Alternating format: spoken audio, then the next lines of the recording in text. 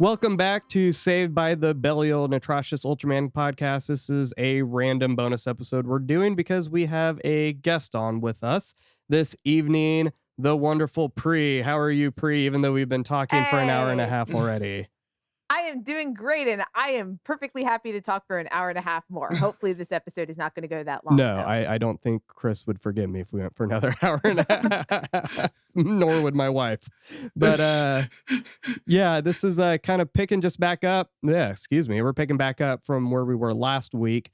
And we wanted to discuss a few things that we didn't want to make this episode, well, I guess the previous episode, even longer. So, Pri. Yeah, we have to pretend that this isn't the same 10-minute stretch. Yeah. So last time we spoke. Yeah, it's wow, I just completely blanked. I have those moments. So yeah, with our last episode, we kind of hinted at the fact that we wanted to get into some of the more religious elements of Ultraman. And I mean, I've seen some critiques from people saying that Japan's a fairly non-religious sector of the world, which is not true. But I would say maybe from a Christian standpoint, that might have some merit. But I don't know if it's really commonly known, but with E.G. Tsuburaya being a Catholic, I can't be surprised when I find that religious imagery in the show. So what has been your experience with that? And you had a really good thread about this a few weeks, I guess by this point it'd be a few months back, about that imagery. So kind of wanted to hear from you and, hear your thoughts. Yeah, so I did the thread actually on Palm Sunday, or sometimes called Passion Sunday, because I wanted to talk about the connections between how crucifixion is used in the Passion narrative and how it shows up in Ultraman shows. So one thing that, really quick. So for people who aren't familiar, I'm going to be that person. When you say the Passion narrative, what do you mean? Oh, okay. No, that's definitely a good question. I sometimes forget my audience. So the Passion narrative refers to the part of the Gospels, so either one of the four Gospels, all of them deal with this, of the period of Jesus's suffering and death on a cross, and then eventually his resurrection. So by the Passion narrative, we're talking about that entire thing. Jesus being arrested, being put to trial, being tortured, all fun stuff to talk about, and his eventual death and resurrection. So when I say the Passion narrative, I'm referring to those events.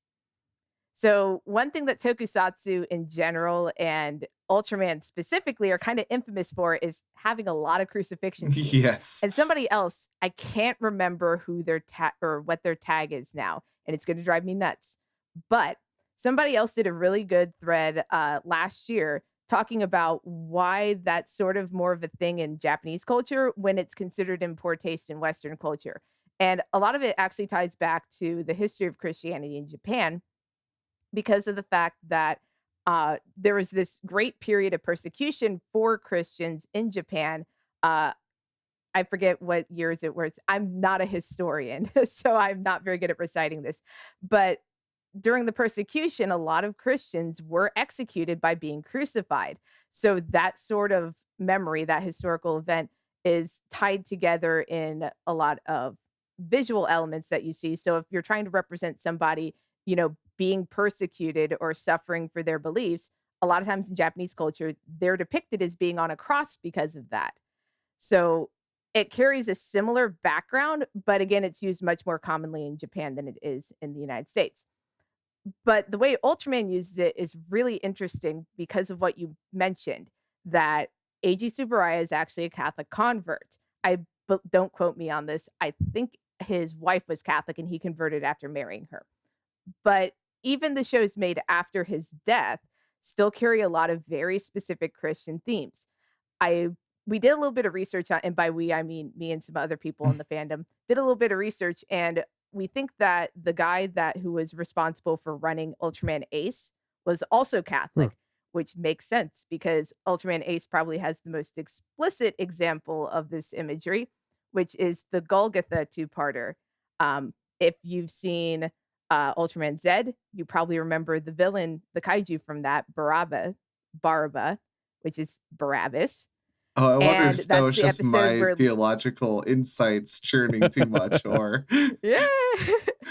And in the two-parter, the 4 Ultra Brothers, apart from Ace, all get put on a cross and crucified. But again, even though this is a common thing in Japanese culture, I felt like they used it in a very specifically Christian sense because of the way that it's recognizing, again, sacrifice, but also new life and strength through resurrection that comes after that fact. So the thread that I did to wrap up this extremely long story, I tried to explain that and illustrate the connections between how we think about the crucifixion, the death and resurrection of Jesus, and then also how Ultraman tends to deal with those same themes. Yeah, and so that's something I've seen is, again, people being like, well, it's not a Christian TV show. I'm like, well, of course it's not. It's not pretending to be. But you're looking at a show that, I can't really speak to Kamen Rider or, Super Sentai very much, but the idea of self-sacrifice, the idea of forgiveness, the idea of compassion, really you could go through any fruit of the spirit, and it's kind of present there in the ethics and the foundation of what Ultraman is. But I think part of that has to do with the fact that that's how the original series was set, right? I mean, it's the foundation and everything's being built off of that. So you could go to a show like Ultraman Nexus where, yes, they make some references to like, the Book of Tobit and stuff like that, which anyone, I guess, could do that. But really that without getting into spoiler territories, like Mizurugi's arc in that show, I mean, it's so powerful. I actually remember being moved to tears when that whole thing got wrapped up. And it's, again, this idea of like forgiveness and, not dehumanizing others. Like, it's funny to me that we're watching these superhero shows, however you want to define it, these Japanese tokusatsu shows that have better morals and messages than almost anything that we're going to find here in the West, right? And again, it's not necessarily saying it's explicitly Christian, but the foundation is there.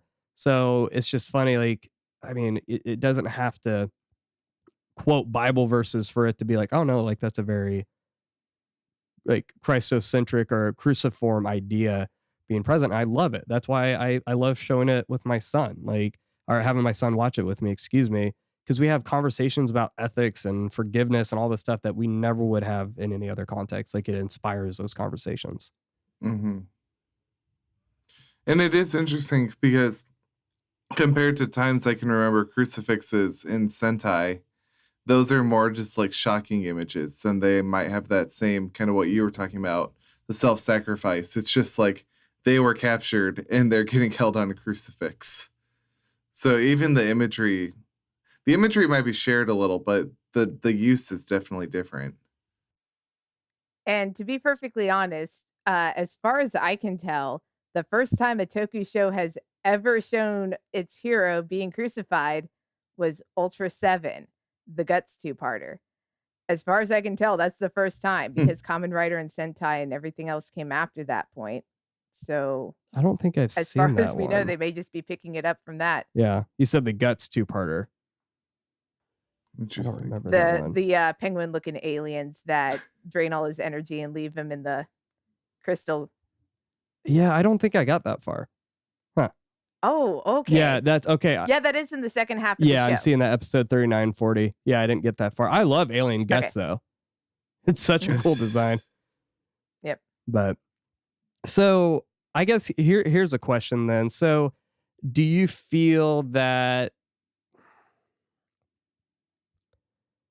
this imagery is, like, for people who aren't Christians, right? Because the three of us are. And do you think that it's explicit enough? Like, have you heard people say it turns them off from the series because of that? Or like, do you think it's something that is just done well enough where it wouldn't be unappealing? No, I've never heard anybody say that it puts them off of it. And I think for the reasons that you mentioned, why you like watching it with Jasper, your son, just you like it, the messages about forgiveness, redemption, of kindness, of reaching out to other people, of charity. Those are all virtues that anybody, regardless of whether they're Christian or not, can aspire to and see as something good that should be promoted. So those are the things that people really connect to. And I think that's what the shows in the modern day, even again, when you're not running when it's not being run by somebody who's coming from that background, anybody can empathize with those virtues or those values. So it's impressive that those themes have remained so strong. But again, you don't have to be Christian to understand why they're important. Mm-hmm. So another question I have for you is, I've seen a lot of conversations, whether it's Ultraman or Godzilla, that we're going to kind of pivot here, is the Showa era is the definitive whatever, right? That's where it was the best, and it's never going to get better than that. The messaging was more serious. It had more meaning.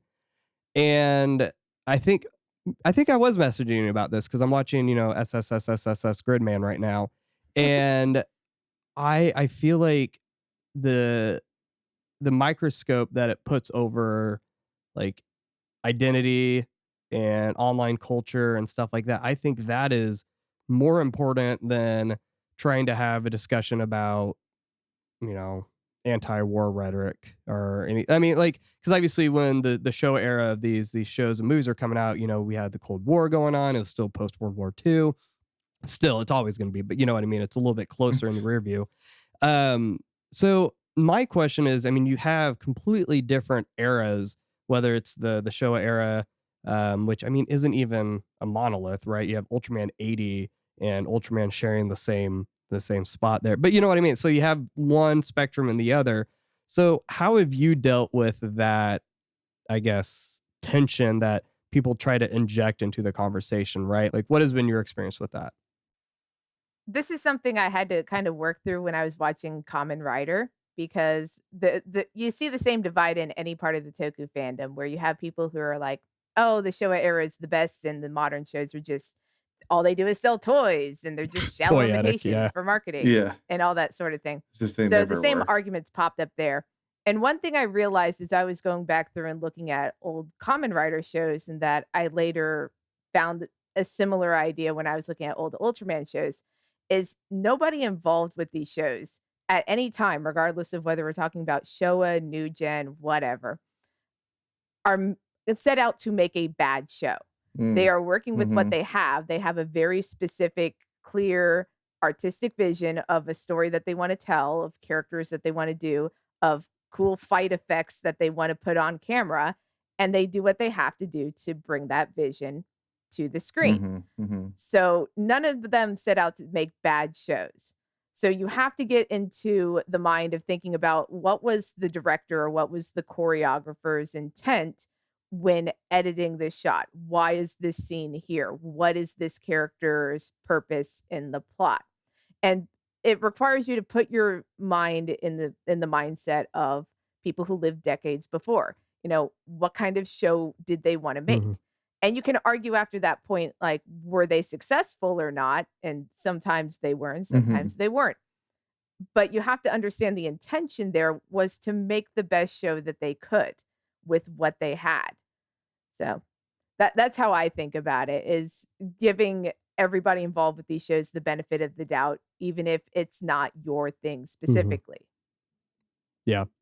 Yeah, because that's always a bummer when I feel like, because I mean, with the Godzilla films, I'm definitely a huge fan of the older ones. But I did kind of have to learn. I'm like, just because I like the older ones more than the newer ones doesn't mean you have to disparage people who feel it differently, And I remember someone critiquing Ultraman Z. They said it was super shallow, this and that, but I got them to concede that it's like, but you know what? Look at how many people were united around the single show. And like me. Yeah, I mean, it was just like, it was a worldwide event. Like, that was amazing. Week after week, people were tuning in worldwide to watch this show. And they were like, yeah, okay, that's a really good point. And like, it kind of helped him appreciate it more. So I just say that because it is unfortunate to see people miss out on, shows like Ginga because they're an older fan, or people who like Orb and, Geed, but they don't want to watch anything from the older era because they think the suits look goofy and stuff like that. And it's just, yeah, it's always, I don't think there's ever going to be a way to solve that tension, but you've been around a little bit longer than we have. So I was kind of curious to hear your thoughts about how you've navigated that. Yeah, it's just, like I said, it's always something that's going to be in the fandom. So ultimately, even if you have your favorites, like my favorite part of the Ultraman franchise are the 90s series. So what we call the TDG trilogy, Tiga, Dyna, and Gaia. That's my favorite era of Ultraman, bar none. But again, that's not going to be everybody's taste. Some people like the Zero movies. Some people like the Showa stuff.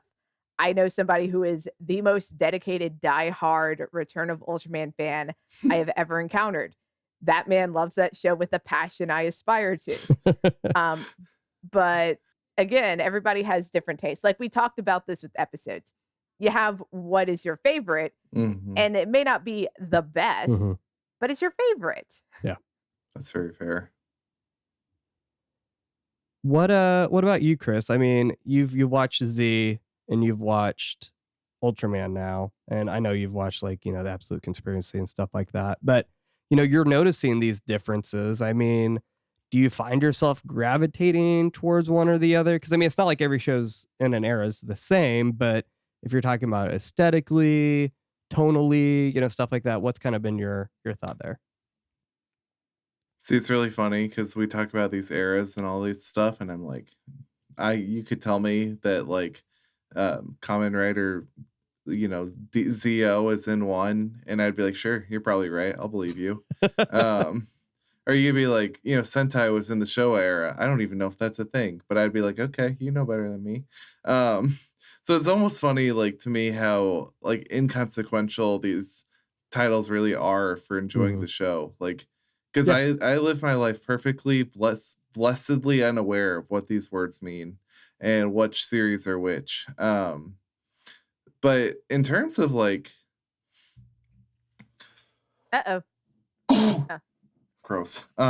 Did your sneeze literally make you freeze? Oh, what? Oh, that's funny. You froze for both of us. We're like, what just happened? Oh, funny. I guess, yeah, the force my sneeze. I don't know. I don't know if I've seen enough. Absolute Conspiracy lost me a little bit in the nonstop action and the nonstop CG action, and it's not because CG's bad. Puppets are better. So let's take Absolute Conspiracy out. So you've watched Ultraman and Ultraman Z. Let's kind of keep those into perspective, because I mean, Absolute Conspiracy is like what you'd consider like an OVA for anime kind of. Yeah, it's on the side, but yeah. It's the Return of Frieza. Yeah, I thought Z. I liked Z because I thought that almost every character had a little more clearly done, a little more clearly established goals and tensions and a dynamic. Whereas Ultraman, I thought Z was very like plot driven compared to Ultraman. Like Z was working towards something, and we may not have known the whole time what it was working toward, or if it changed in the middle what it was working toward. But that speaks to me a little more than the serialized shows. Yeah, I don't feel like, and correct me if I'm wrong, I mean, Return of Ultraman's really where that kind of becomes more of a thing, right? Okay. Yeah, Return of Ultraman definitely has a distinctive character arc for its main character, whereas Ultraman and Ultra 7 don't. Yeah. I mean, they've got characters that are consistent, but they don't really develop or change as the show goes on. They just are what they are, and they play their role in the plot. Yeah, because I remember in Return of Ultraman, they had a few episodes where they actually referred to previous episodes. I'm like, okay. And so I figure that kind of progresses. But my guess is, if I had to take a guess, we don't really see like the more plot-driven series until like Tiga would be my guess. Tiga actually is almost entirely an anthology. Oh, is it? Series. Okay. Yeah, it establishes sort of this general idea of like, think like S is F at the beginning of the show, but it doesn't really follow up on that for most of the series until about 10 episodes before the end. And then they really start bringing in a lot of setting elements to set up what is supposed to be this final apocalyptic showdown. But the rest of the series is almost entirely disconnected, episodic. Dyna brings in a little bit more recurring plot, but again, most of it's anthology stuff. But there you can see the characters develop over time. Gaia, every single episode in Gaia plays into the overarching plot in some way. So even if they have disconnected threats, the way that different characters react to it has a really distinctive arc that follows a specific and well-defined plot. I like that. Which is why Gaia is awesome, and you guys all need to watch it. Okay, so maybe we could say Gaia, and then especially Nexus. Nexus really takes that. Nexus definitely. Yeah. I haven't seen Cosmos yet, so I can't speak on that. Oh, I did forget about Cosmos. I think a lot of people do, to be honest. Yeah. How many episodes of that are there? Like 80? There are 65. 65, that's it. Good golly. Yeah. That is not on our schedule anytime soon. Actually on our schedule at all, so don't worry, Chris. Nope. It's like a 2-month show. It's more than that. I mean, Ultraman for us was a 2-month show, so that would be like 3 or 4. Oh, well, yeah, I guess. Yeah, true. Yeah. Yeah, doing a show like Ginga is going to be nice because you guys can just get the first season knocked out in 2 episodes. Mm-hmm. Yeah, so we'll do 2 for Ginga, then 2 for Ginga S, and then we'll be doing Ultra 7 after that. I think we've got 5 episodes for Ultra 7. So let's have a Z chat. I don't think we haven't really had a chance to talk about Z, and this is something Chris can partake in because well, he hasn't watched King Kong vs. Godzilla yet. So, or Godzilla Pri, vs. Kong. what were your thoughts about Ultraman Z? Ultraman Z is my favorite new gen series. Okay. Out of all of them. Previously it was G'd, but I forget where it was. I want to say it was probably around it was episode 11. It was the Red King episode where I sat down and I said, if this show continues on this arc, it is going to be my favorite of the new gen modern series. And it did. It delivered on that. I was really happy to see how well it developed that with the main character, with Z himself, with the setting that they had developed up to the end, which was a really good finale. So, yeah. Yeah. So do you feel like, because I mean, you've watched Orb, so without getting into spoilers, do you feel like, I guess we'll just call him Hebikura, do you feel like his character, like that was actually without even being familiar with who he was really, that was one of my favorite parts about the whole series. Like just Absolutely. that dynamic. So yeah, and it's interesting because even if you know where Hebikura comes from, that you're still not quite sure what he's going to do. There's still that little bit of uncertainty of like, is he going to go completely selfish with this, or is he going to, genuinely help people and put himself on the line and everything like that. So I like that even if you're somebody like me who knows the rest of his story, there's still a lot of interest in there because you're not quite sure what he's up to. So I really liked how they played that. And a lot of that is the actor's way of playing him. He's been playing this role for like, what was it, 2016 when Orb came out? So 5 years now. That's at this point. Cool. He knows the character pretty well. So he plays him very well on screen. Yeah. What about you, Chris? Awesome. I mean, this was your first, real like full Ultraman series. So, I mean, obviously it was enough for you to agree to do this, but I mean, what were your overall thoughts about the show? I mean, it was really fun. It was something cool that came up on YouTube that I coming into Sentai, watching that on Mill Creek was really cool to have a different show that I was like, I can try it on YouTube. It'd be fun for a couple of 25-minute slots. And then I found myself like actually sitting at 7:30 waiting for the live stream to start. And then which I wasn't even doing that. Well, and I was like, awesome. It's Friday night and I'm sitting on YouTube. Awesome. But yeah, it was a blast. I thought it was a really fun take. And I think you're right. Like that episode 11, I was like, I don't know how they're going to carry this for 40 more episodes. Like Sentai, and then I didn't realize I only had 15 more. But yeah, I always like every show that I know has like a 1 or 2 episodes where like just the shift happens. It's where you like it. And it was a little later than most series than I give most series, but glad I stuck around. Yeah. Yeah, it was. I always enjoyed having those like late night Friday text sessions with you after we had a chance to watch the show. Like, because obviously we were doing the Kaiju Apostle podcast then, but I think that's when I was like, man, I really want to find a way to transition. Like deep down I did, because we were having better conversations about Ultraman than we did Godzilla sometimes. And I'm like, okay, something's got to give.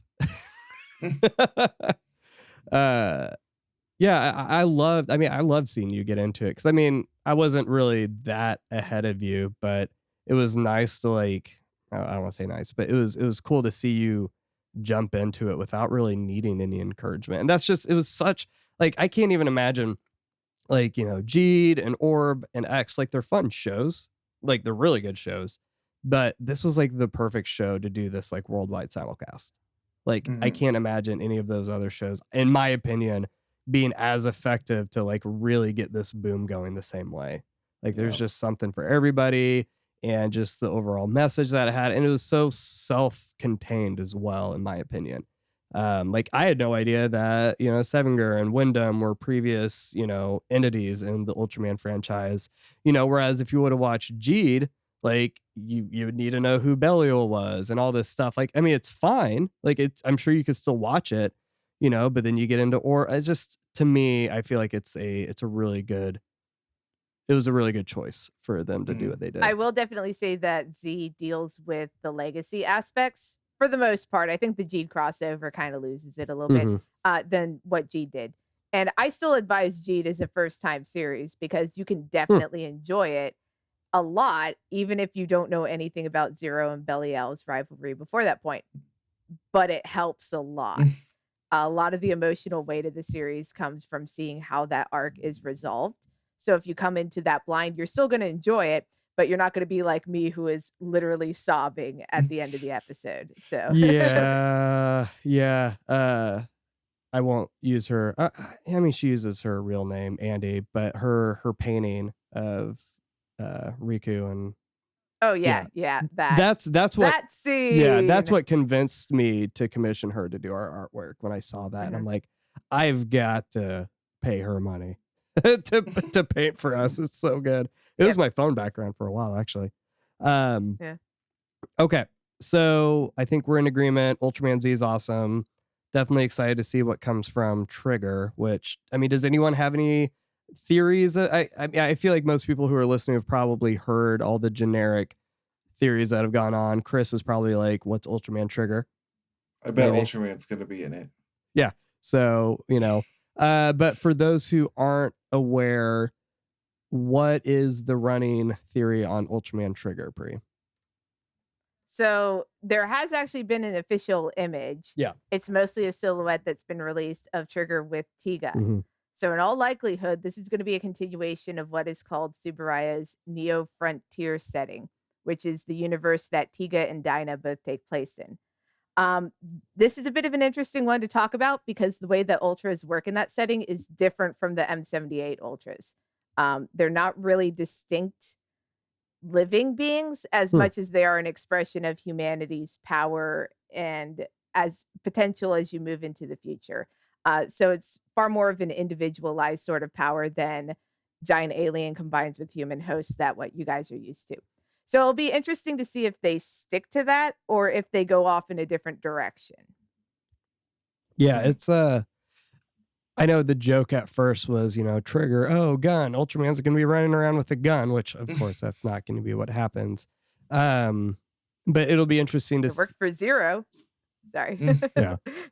Yeah, I kind of wonder, like, because I think I've seen people suggest that like some things are going to be, you know, rewritten or undone in history and stuff like that. So I'm like, in my head, I'm just thinking like Trigger being like a trigger event, right? Something big is going to happen. And maybe we see something tie in, because I mean, obviously something crazy is going on with Absolute Conspiracy. There's no way around it, you know, especially that cliffhanger there at the end, which looks like Ultraman Zero, but we don't know who it is, or Ultra 7, excuse me.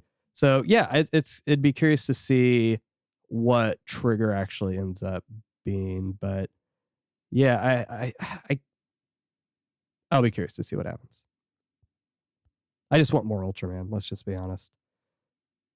Not that we really need any more. We've got 30 different shows to work through at this point, pretty much. But yeah. So do you think, Chris, do you find yourself like, if this is another YouTube thing, are you gonna block out your Friday nights for a little bit of YouTube date? I would have. I was on board to watch the Heroes Odyssey, if that was what it was called, until I realized it was just kind of a clip show, and it was a show that we were gonna watch anyway. So it's like I'd rather watch the show. But yeah, I was gonna watch that to keep watching Ultraman. So I'm hoping it's online. I'd be really bummed if it wasn't. Considering how successful Z was, I'd be very surprised if they didn't do it. Like, you mentioned the toyeticness of the show. Those Bandai commercials were working. I'm like, do I want the vinyl heroes? No, but I do, actually. It was more effective for me than it was for my son. Like, my son's been conditioned to, like, if he sees a toy, he knows not to ask for it, right? So when we go through Target, we may go through the toy aisle, and he knows the song Just Looking, right? Doesn't mean we're going to buy anything. But then for me, I'm sitting on the couch like, I want that shirt. I want these toys. Why can't I go to this stage show? Ah! Right. You guys are going to hate Ginga. No toys. Because the entire show I've is seen about it. I selling love vinyls. it. I love Ginga. I actually... No, I'm going to bite my tongue about Ginga S. Yeah, I think Ginga's great. I don't mind the toyetic element. I don't, because I get it. You have to make money. And here's the thing. You can complain about the toyeticness, but in the freaking original Ultraman, there's Sofubi, like, kaiju in the background of different episodes. So there are already toys. Like, it's always been about toys. Mm-hmm. And I've seen Ultraman Taro, and let me tell you that those vehicle designs are that way for one reason and one reason only, and that is to sell toys of them. Amen. But it works. I mean, come on, Rabbit Panda. Like, why else would you have that thing with the giant honking clown nose on the front of it? Yeah. And I mean, you can Star Wars even. I mean, it was toys. Like, that's just that's how it is. So I don't know. That's when I say one of my favorite critiques, it's my favorite because I'm like, okay, it's such a bad faith argument that I'm just like, at this point, I'm just checking out of the conversation when that gets thrown in. It's people whose favorite show was He-Man and She-Ra and G.I. Joe and Ghostbusters complaining about how everything's a toy commercial. And it's like, have you grown up in the 80s cartoons where Saturday Morning Block was a toy commercial? Yeah. I grew up with Pokemon and Zoids. Well, I know all about that. that. Oh, Zoids. Oh, man. I loved. I think it was the original. I don't know. Maybe it was the first series that we would have seen here in the West. But yeah, that was a fun show. Man, that just takes me back to like Toonami. Oh my gosh. Yep. Staying up until 1 a.m. to watch some Cowboy Bebop. Yeah. See, I never watched Cowboy Bebop, but so I was, when I say like Toonami, I was watching like Gundam Wing, I was watching Dragon Ball Z. Oh, Gundam Wing, yes. Was Ronan... Outlaw Star. Yes. Yu Yu Hakusho. Was Ronin Warriors on Toonami? It was. Okay, so watch that. I watched that one too. Yeah, I don't know what the actual name is for that show. Like in Japan. So watch that. What else was it back then? I'm drawing a blank. It's right there. Rurouni Kenshin. Yes, that was a really good one. I've actually been wanting to watch the live action ones of those because I've heard they're really good. But always they also have a Kamen Rider alumni in him. Okay, that's good to know.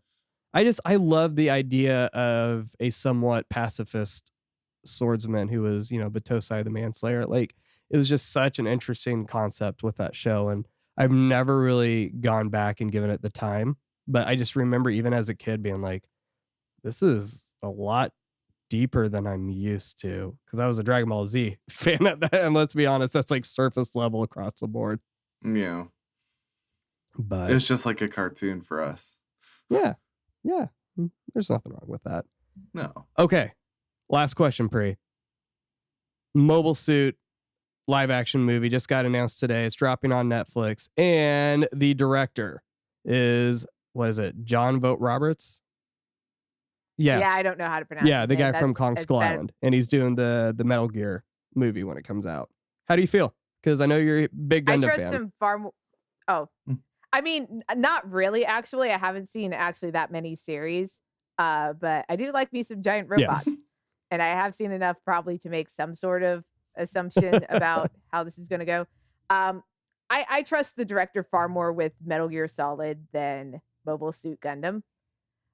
Mostly because I don't trust anybody with a live action Mobile Suit Gundam, because there's only one movie that I've ever seen that has actually captured the weight and the presence of the motion of a giant robot on a movie screen, and that was Pacific Rim.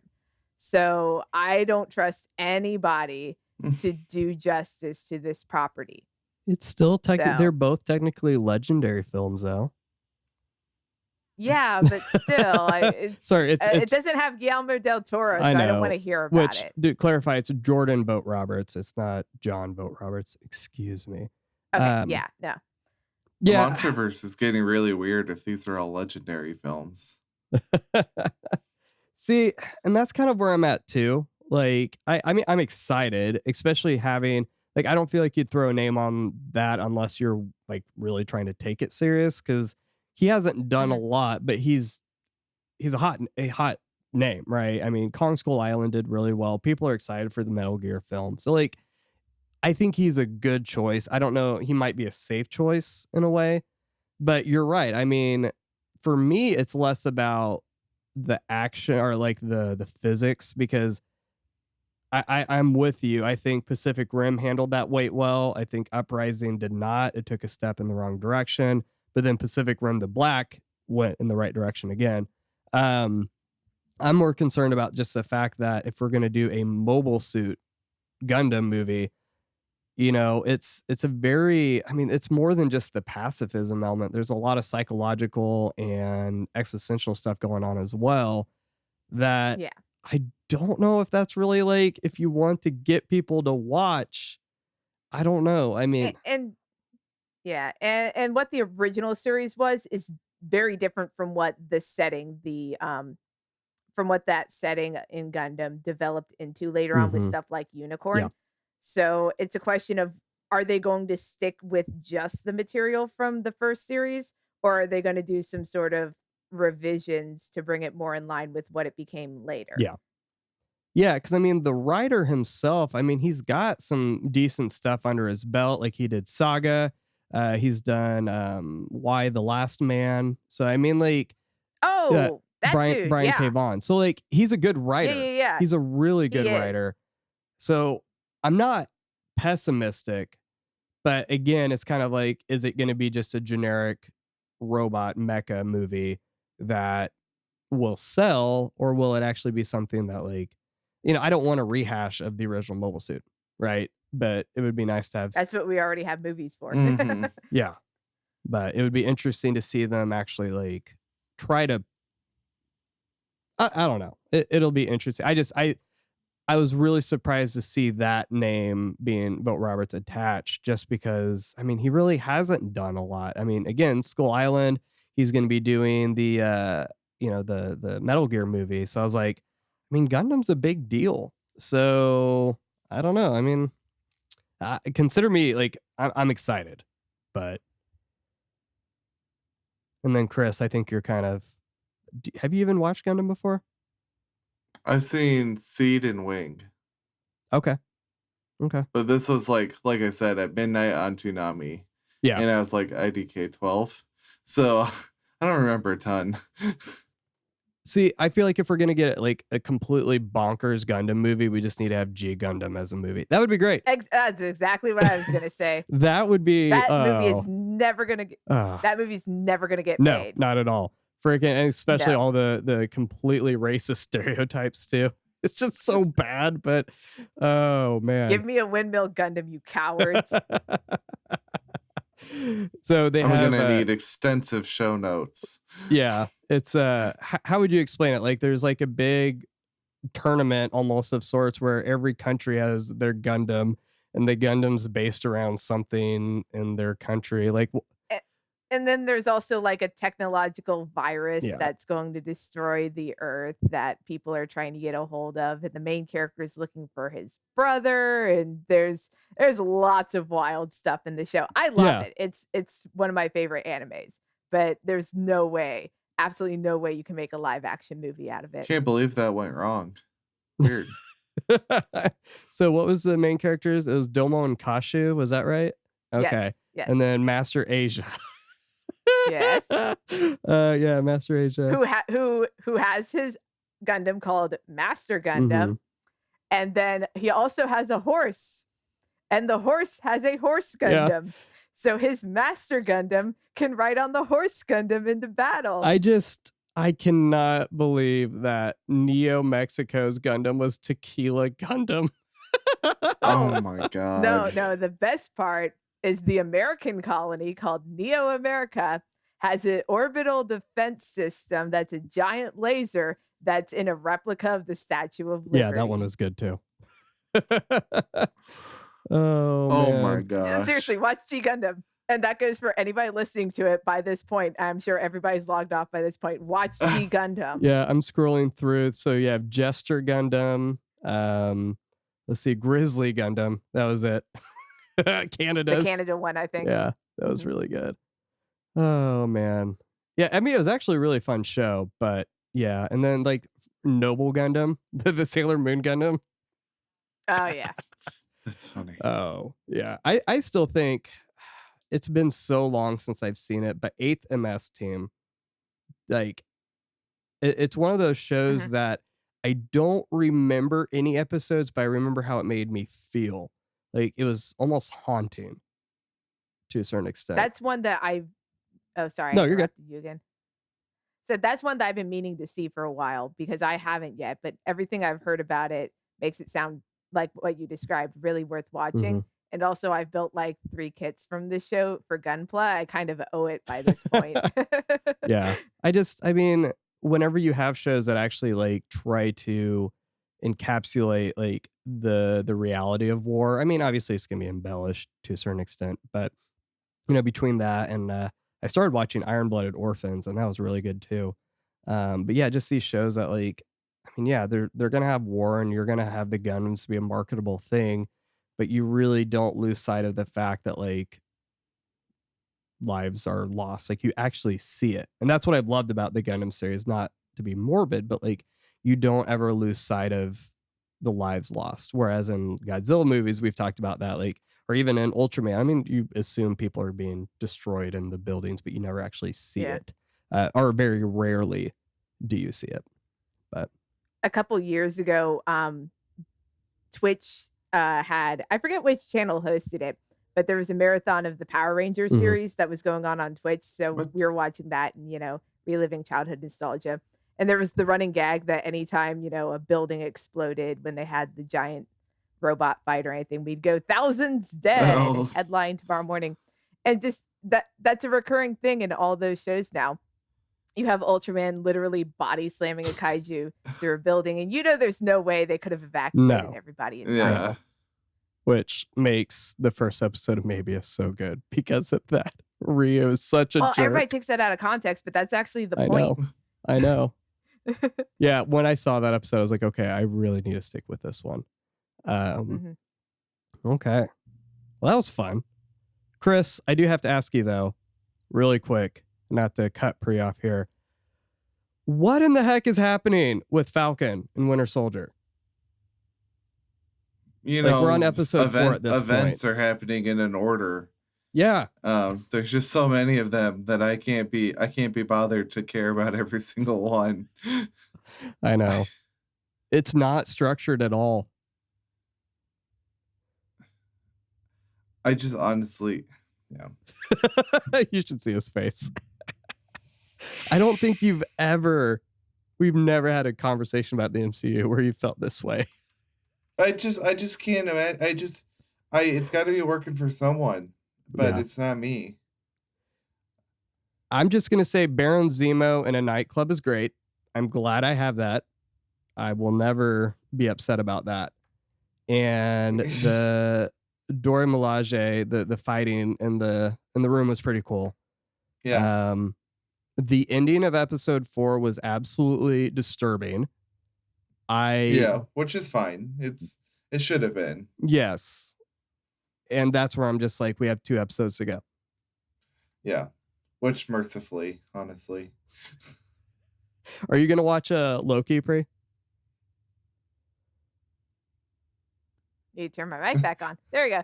I don't have a Disney Plus subscription, and I don't like the idea of giving Disney more. You can use money. Chris's like Sorry, I do. Disney. For legal purposes, that was a joke. Please don't send your ninjas after us, Disney.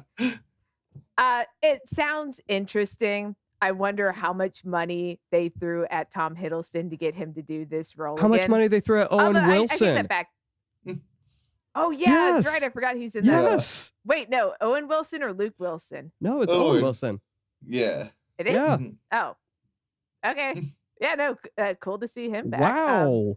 It does sound interesting. It's just I've been so burned out on MCU stuff ever since Endgame, and I'm not jumping at the chance to get back into it because then you know how all of these are set up. You'll watch the show and it's never just the show. It builds into another movie or ties into another series. And I don't want to have to feel like I'm following 6 different things after this. My brain doesn't work that way. So that's the main reason. You keep freezing, Chris. Yeah. I just don't want to. That's why I'm hesitant about getting back into it. And that's why I was hesitant to jump into Falcon, but I was like, I'll watch the first episode. I was like, oh, okay, this is interesting. And then it's just kind of been Zemo in a nightclub.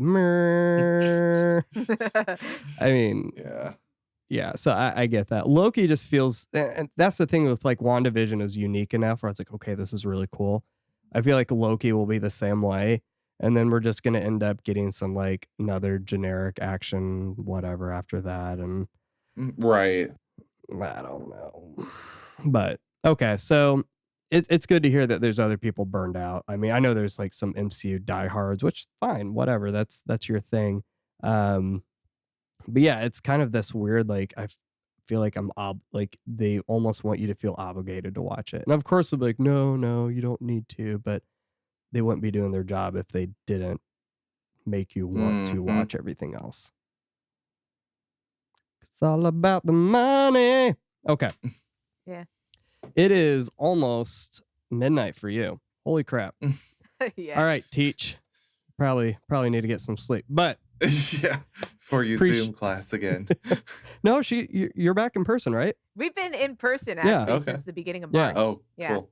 Yeah, I know you had that scare for a minute and then ended up being, you guys were able to stick around, so that's good.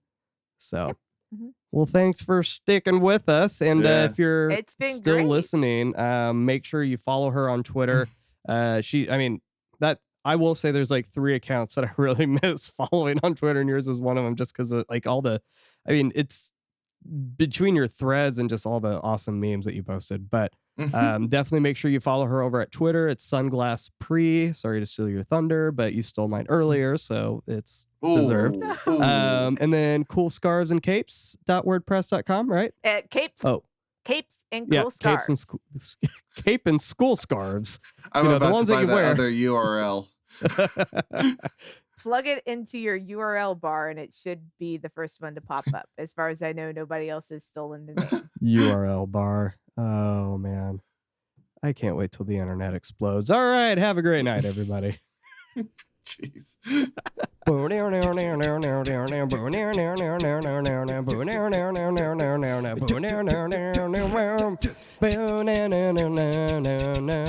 can't do it.